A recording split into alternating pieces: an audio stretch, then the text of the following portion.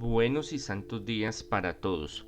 Soy el arzobispo Andrés Tirado Pérez, fundador de la Congregación Sacerdotal Internacional Católicos Independientes. No representamos a la Iglesia Católica, Apostólica y Romana.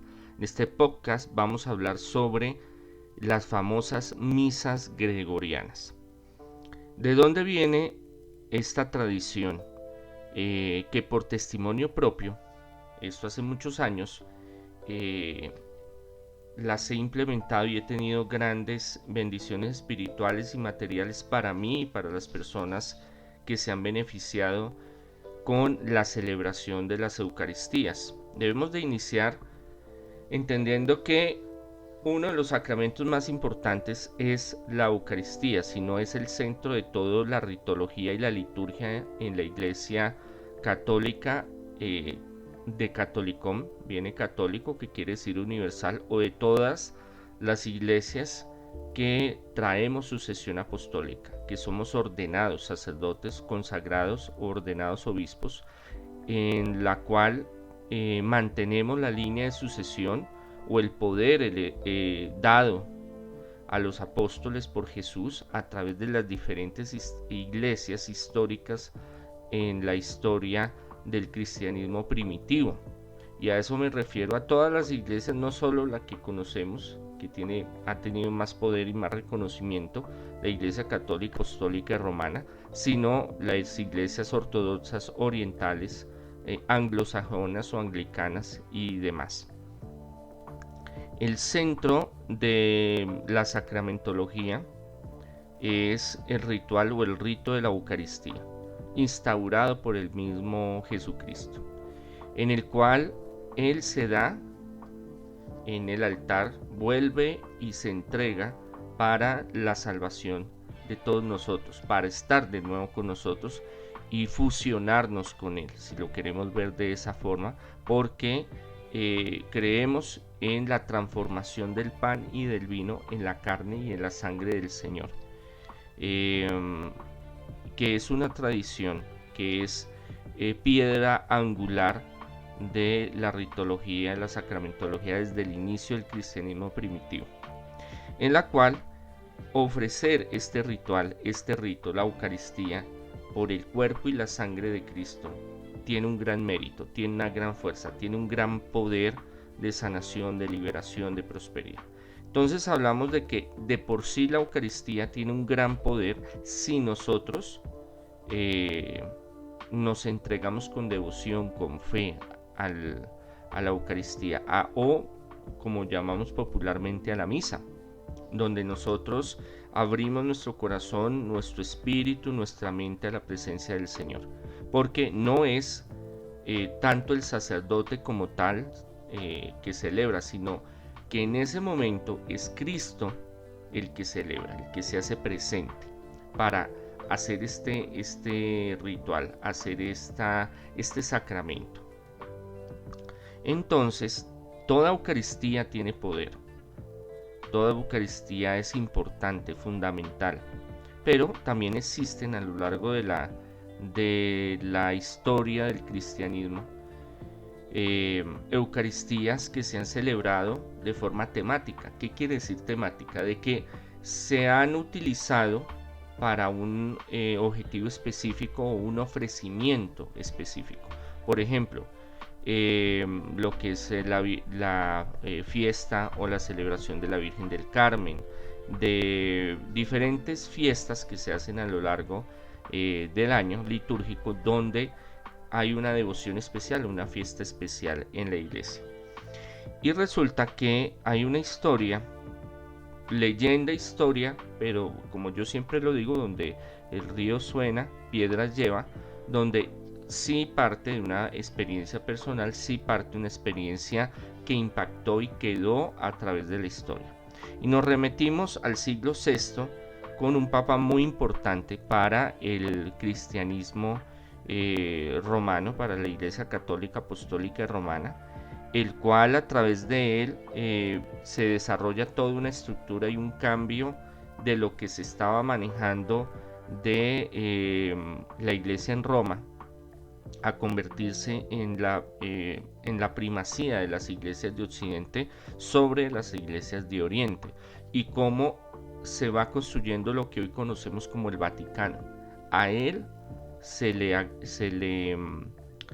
agradece, si lo queremos llamar así, se le nombra como uno de los primeros padres doctores de la Iglesia de Occidente, o la institucionalidad de la Iglesia de Occidente, de poner a Roma, la Iglesia Católica Romana, como primera que las otras iglesias en Oriente, cosa que en el cristianismo primitivo y los primeros 6 siglos no fue así, porque era como una confederación de diferentes casas episcopales o patriarcados, donde cada obispo manejaba su eparquia, manejaba su terreno, si lo queremos llamar de esa forma, sus iglesias particulares. Entonces, a través de él y a través de también San Agustín y San Jerónimo y otros más, San Ambrosio de Milán y otros, van dándole como esa proyección a que la iglesia fuera, tanto económicamente como en organización, y a San Gregorio I Magno, doctor de la iglesia, el que estamos hablando, es el que, siendo abogado de una familia muy rica, decide abandonar el derecho y volverse monje benedictino, lo cual pues fue muy maravilloso para la experiencia de vida de él, y que lo marcaría mucho, y que esa regla de San Benito, porque fue monje benedictino, la implementaría en la organización, un reformador, si lo queremos llamar, de la Iglesia Católica, Apostólica y Romana. Entonces, cuenta la leyenda, para no hablar más del Papa Gregorio, para no hablar más de la historia de la iglesia, cada uno podrá investigar más, que él no quería ser papa. Bueno, hicieron todo un proceso, la iglesia romana y Roma estaba en crisis, cuestión política, escándalos sexuales, escándalos políticos, economía estaba pero muy mal. No era como la iglesia que conocemos actualmente, que es el Vaticano, que es grande, es poderosa, sino que está teniendo problemas muy graves. Entonces ven la inteligencia que él tiene y lo enfocan a que, bueno, lo proclaman papa. Y él, estando en el papado, bueno, sale desde su abadía de San Andrés, donde antes era su casa, que él la donó, y donó bastantes recursos económicos. Su familia era muy piadosa, pero muy rica también. Eso también impulsa a que fuera papa también, la cuestión económica, que eso se miraba mucho de qué familia venía, qué estudios tenía, qué economía manejaba. Estando ahí, se salió como un escándalo a flote, yo lo puedo llamar de esa forma. En la misma abadía había un monje eh, que practicaba, era doctor, y este monje, eh, desafortunadamente, Justus, de nombre Justus, eh, la leyenda cuenta de que por sus servicios había acumulado 3 monedas de oro, y que pues iba en contra del voto de pobreza absoluta que deben de tener. Ya con el Papa Gregorio, él quiso volver a las enseñanzas de San Benito y vivirlas plenamente, y cómo volver el clero a ese estilo de vida, y muy radical, muy fundamentalista de la obediencia, de la castidad, de lo que es la regla de San Benito, cosa que era muy particular, muy sectaria. Solo algunas comunidades monásticas o del monacato las cumplían. Entonces, obviamente, él está relacionado, él fue abad del monasterio de San Andrés, y le comentan que él había enfermado porque pues se había sentido muy mal por ser avaro y guardar ese dinero para él, y él quiere tener una expiación de ese pecado y se está enfermando de pena moral, pues esa es la leyenda, por tener ese dinero. Cosa de que buscan al Papa Gregorio, le comentan, él dice que no, que eso está muy mal hecho, que eso se tiene que acabar, que cómo así, que tiene que dar ejemplo. Era un doctor prestigioso, este monje. Acordémonos que los monjes eran, se cae el Imperio Romano, las universidades se van para el carajo, el que llena ese vacío es la iglesia, en especial la fuente de conocimiento. Se desfragmenta todo el Imperio Romano, empieza a surgir las monarquías con fuerza, el feudalismo, y son los monasterios donde guardan todo ese conocimiento de botánica, de escritura, de lectura, de conocimientos. Entonces, el tener un monje que fuera doctor era muy importante. Y él se da cuenta que Gregorio, entonces él dice, no, hágame el favor, me lo confinan, me lo mandan para una mazmorra por allá, a una celda, me lo dejan allá. Las celdas son lugares que los monjes llaman de reclusión, pero no son como lo que pensamos, una cárcel o eso, ¿no? Es un cuarto aislado muy humildemente, pero en ese tiempo sí estamos hablando de lugares lúgubres, lugares fétidos, lugares de pudrición, si podríamos llamarlo de esa forma. Entonces lo mandan al confinamiento y allá él muere. Gregorio, muy radical él, dice que no, que a él no lo pueden guardar. Él quiere coger un ejemplo para el clero, para los monjes, sobre todo de donde él pertenece, y dice no, a él no me lo dejan enterrar en el cementerio de la comunidad, sino que él tiene que irse a otro lugar, entiérralo por allá, algún potrero, algún patio por allá. Bueno, el hecho es que tiempo después él como que le da remordimiento Gregorio.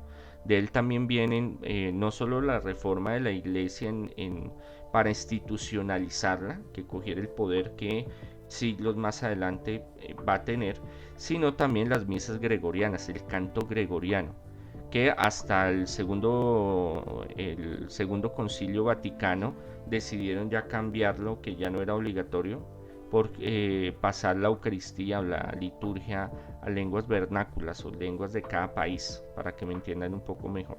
Entonces también lo que es las misas gregorianas se le atribuyen a él, por eso se llaman gregorianas, de San Gregorio Magno, el canto gregoriano, y lo que es la primacía de la iglesia de Occidente sobre los patriarcados de Oriente.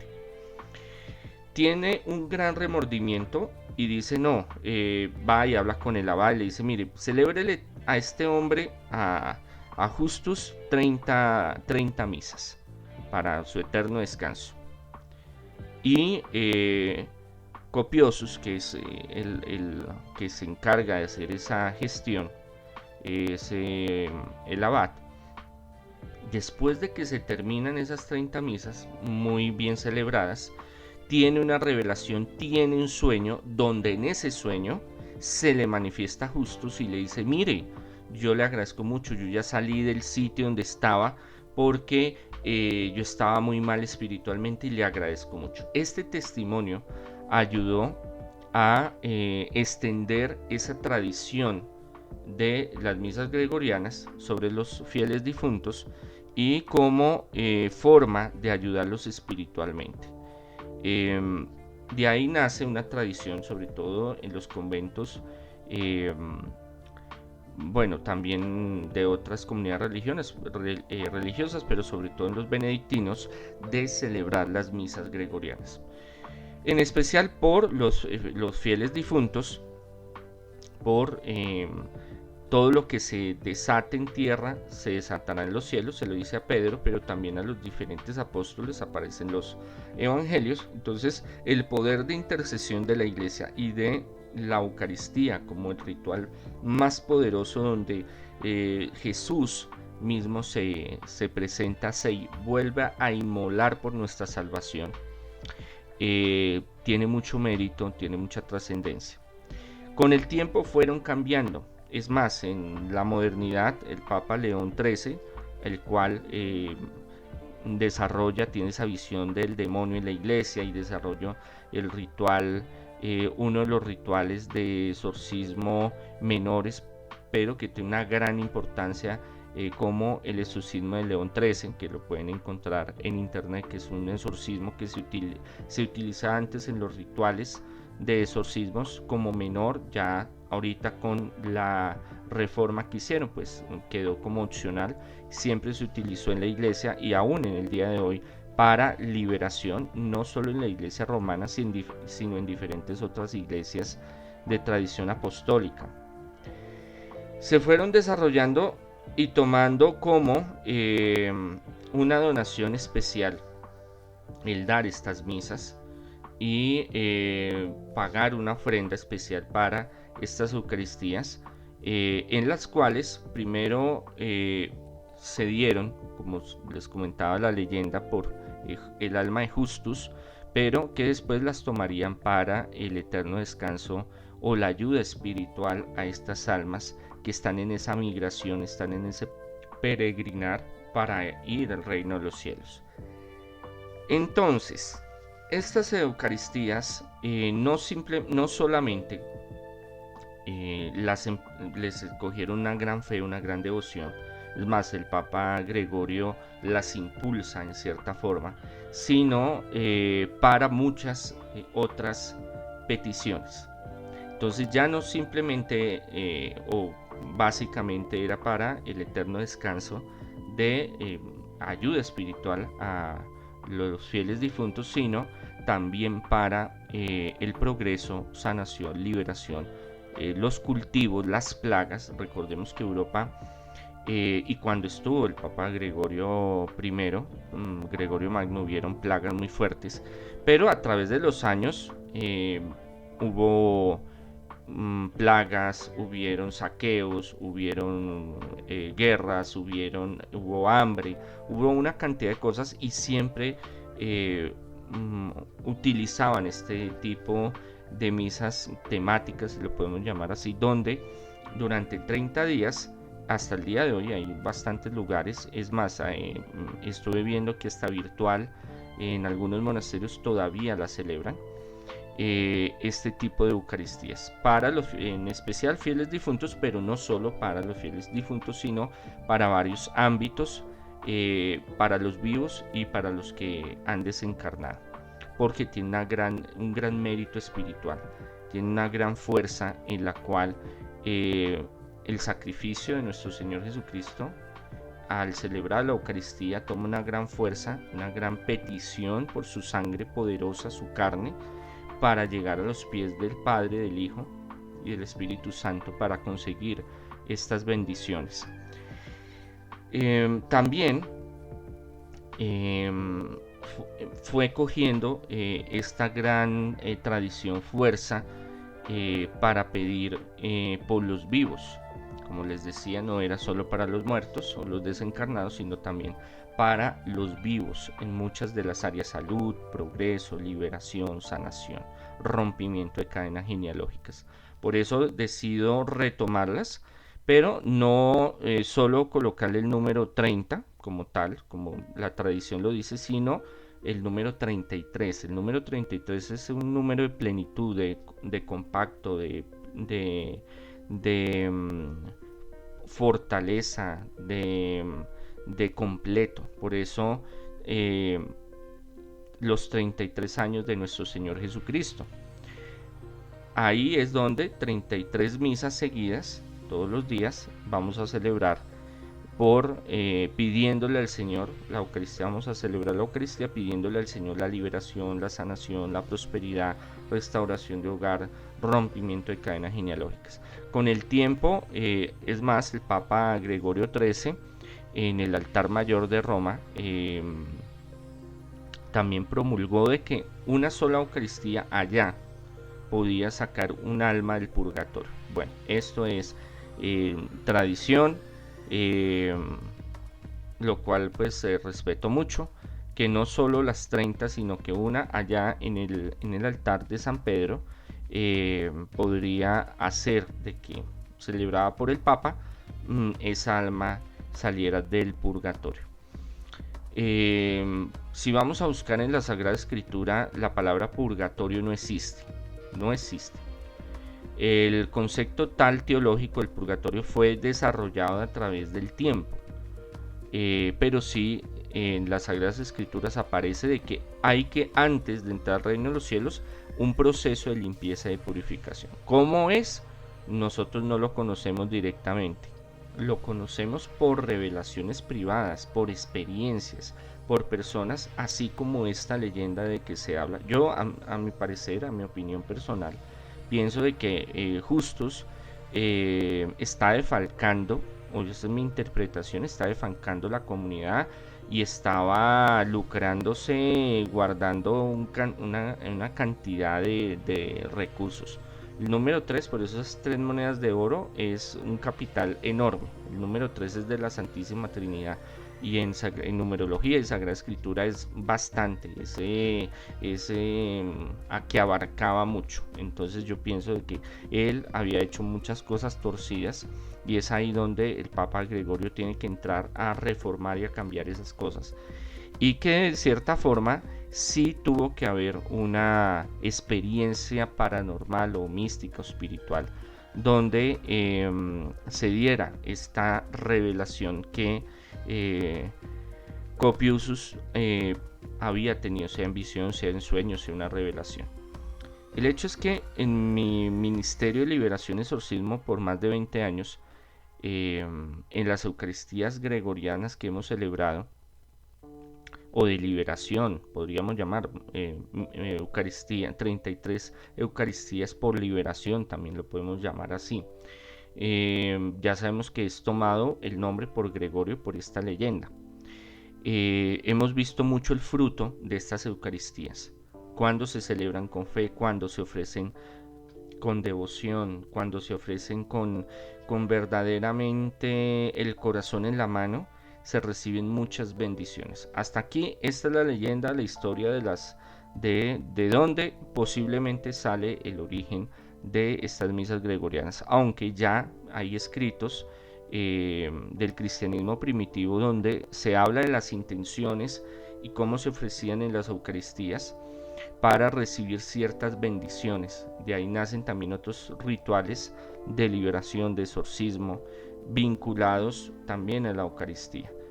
Espero de que este podcast, este diálogo que acabamos de tener sobre el mérito de las Eucaristías, les sirva mucho. Cada vez que usted vaya a una Eucaristía, hágalo con fe, entréguese al cuerpo y sangre de Jesucristo, sienta, viva, crea que Jesucristo está ahí en el altar, que debe ser una experiencia extraordinaria de encuentro personal, místico y espiritual con la Santísima Trinidad, con nuestro Señor Jesucristo. Cada vez que nosotros vamos dispuestos en el corazón a recibir a Jesucristo, Él está con nosotros y por ende recibimos muchas bendiciones espirituales y materiales.